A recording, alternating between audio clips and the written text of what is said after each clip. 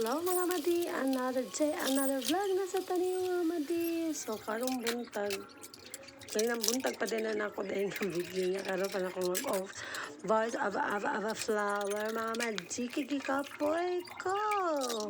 So karon ka nangugal ko sa biberon ni Arcel, mentra si Arcel na pa siyang lola yaya. Okay, aron makahugas ka sa plato mga madi. Kay kung naa siya mga madi, dili ko kahugas. Kay samo ka kaayo siya.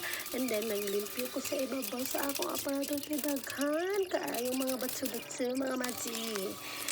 Then paghuman ng limpyo ko, uy kaya patigil abuga sa balay mga madi. Medyo ko kasabot nga no, kada adlaw tamang limpyo na agi hapoy abog. Nga naaram tami sa suok-suok.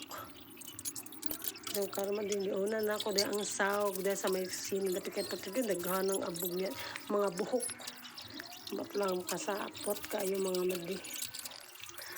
Then pagkahuma nagamit ko dag Lysol ay papahumot sa sahog antibacterial po siya mga madi. Saba po ni mo bibi. Uy, ng first overflower ko bibi. Pag-ahuman, nalampaso ko diya mga madisunod. Yari na sa ako dapit sa among hidaanan. Ang limpi gamay.